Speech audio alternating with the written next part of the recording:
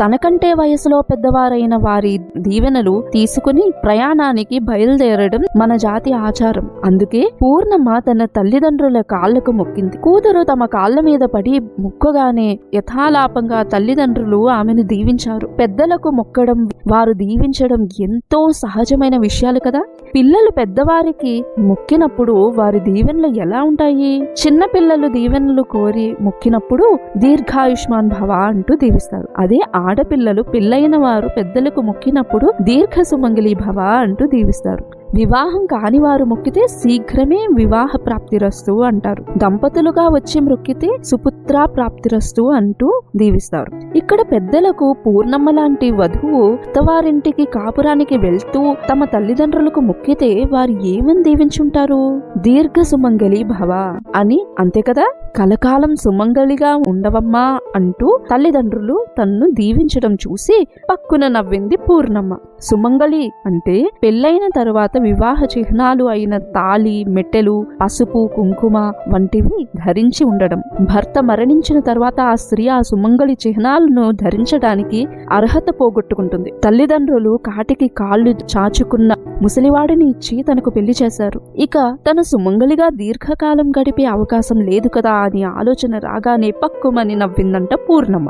చిన్నపిల్లల్లోని కల్మషం లేని నవ్వు, చుట్టూ ఉన్న పరిస్థితులను గమనించగానే తమ భావాన్ని ప్రకటించే అమాయకత్వం పూర్ణమ్మలో ఇక్కడ కనిపిస్తాయి. కానీ అంతలోనే తన చేష్టలోని అసహజత్వాన్ని గ్రహించింది. కనుకనే ఆ నవ్వును ఇక కొనసాగించలేదు పూర్ణమ్మ.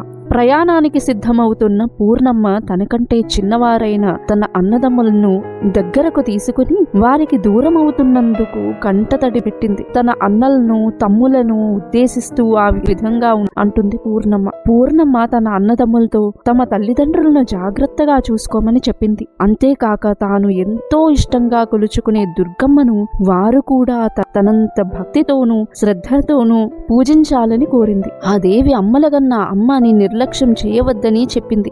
ఆయా సమయాల్లో ప్రకృతిలో లభించే పూలతో, పళ్ళతోనూ దేవికి నైవేద్యాలు సమర్పించి ఆమె కరుణ పొందే విధంగా పూజించమని చెప్పింది. ఆ విషయాలన్నీ చెప్తూనే మరో మాట కూడా చెప్పింది. అందరూ సంతోషంగా నవ్వుతూ గడిపే సమయాల్లో ఇకపై తాను వారితో ఉండదు కనుక అటువంటి సంతోష సమయాల్లో తనను కూడా తలుచుకోమంటూ అన్నదమ్ములను అడుగుతుంది. అంతేకాదు ఆ అన్నదమ్ములు తమకు ఆడపిల్ల పుడితే తన గుర్తుగా తనను రోజు తలుచుకోవడం కోసం ఆ పాపకి తన పేరు పెట్టుకోమని అడిగింది. ఆ మాటలు చెబుతూ ఉండగానే ఆమె కంఠం రుద్ధమైంది. కంటిలో నీరు చివ్వున ఎగజిమ్మింది. జలజలా రాలుతున్న కన్నీటిని అంతలోనే ఆనకట్ట వేసిన పూర్ణమ్మ తన వేలతనానికి తానే నవ్వుకుని తన కన్నీటిని గబగబా తుడిచివేసుకుంది. తన మనసులో దుఃఖం లేదని, తాను సంతోషంగానే కాపురానికి వెళ్తున్నానని చెప్పడం కోసం కలకలమని నవ్వుతూ తన నవ్వుల మూటను దుఃఖాన్ని దాచేసింది పూర్ణమ్మ. కాని ఆమె చేస్తున్న ఆ ప్రయత్నం వట్టిదే అని అర్థం చేసుకున్నారు సాటి ఆడవాళ్లైన వదినలు. పెద్దవారు ఏడిస్తే బెదిరిపోయే చిన్నపిల్లలు, ఆమె తమ్ముళ్ళు కూడా చాలా బాధపడ్డారు. కర్కసురాలిగా కనిపించే తల్లి కూడా కూతురు అత్తవారింటికి బయలుదేరే సమయం వచ్చేసరికి తాను కూడా కంటతడి పెట్టింది. కానీ ఈ విధంగా తమ కుటుంబాన్ని వదిలిపోతున్న తమ చిన్నారి ఇక తమకు ఎప్పుడంటే అప్పుడు కనపడదు కదా, తమకు దూరం అవుతుంది కదా అని కుటుంబ సభ్యులంతా ఎంతో బాధపడుతున్నారు. పూర్ణమ్మ కన్న తండ్రి మాత్రం ఆ బాధ ఏమీ లేనట్టే ఆనందంగానే ఉన్నాడు. కారణం ఆ అల్లుడి ద్వారా తాను సంపాదించిన కన్యాశుల్కం రూపంలో అందుకున్న ధనమే. తన కూతురు ఓ డబ్బున్నవాడికి భార్య అయింది కనుక ఇక సుఖపడుతుందనే నమ్మకం కూడా కావచ్చు. కానీ ఇంతమంది బాధపడుతున్నా ఆనందంగా ఉన్నది ఆ మాత్రం ఆ ఇంట్లో ఆ పూర్ణమ్మ తండ్రి మాత్రమే. పూర్ణమ్మ ప్రయాణానికి సమయం ఆసన్నమైంది. ప్రతిరోజు సాయంత్రం పూట పూలమాలలు కూర్చి దుర్గను అలంకరించి ఆమెను ప్రార్థించే అలవాటున్న పూర్ణమ్మ ప్రయాణానికి ముందు ఎప్పటిలాగే దుర్గను ప్రార్థించి వస్తానని చెప్పి ఇంటి నుండి బయలుదేరింది. ఆవులు, పెయ్యలు తమ మందలో చేరాయి. ఆకాశంలో చుక్కలు మెరుస్తూ పొడిచాయి.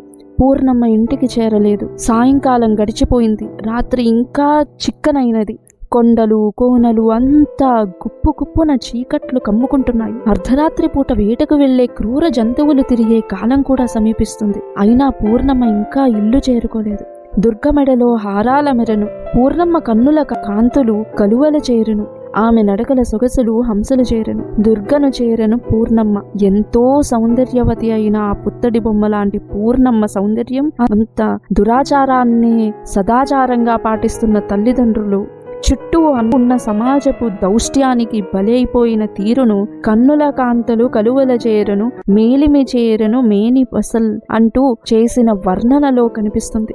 నిజానికి ప్రస్తుత సమాజంలో గురుజాడవారు ఆనాడు కథావస్తువుగా స్వీకరించిన కన్యాశుల్కమనే దురాచారం లేకపోయినా, ఆ రచనలు చేయబడిన కాలం 100 ఏళ్లకు పైబడిన గురుజాడవారు వెలిగించిన సాహితీ దీప్యనూతనంగా తెలుగు ప్రజల గుండెల్లో వెలగడానికి కారణం ఆయన వేసిన వత్తి నాటికి నేటికి ఏనాటికైనా నిలబడే మానవతావాదం. భావితరంలోని ప్రజలని అత్యున్నత శిఖరాలకు చేర్చే బాటను వేసి, ఆ బాటలో తొలి అడుగుజాడ వేసిన ఖ్యాతి మన గురుజాడతే.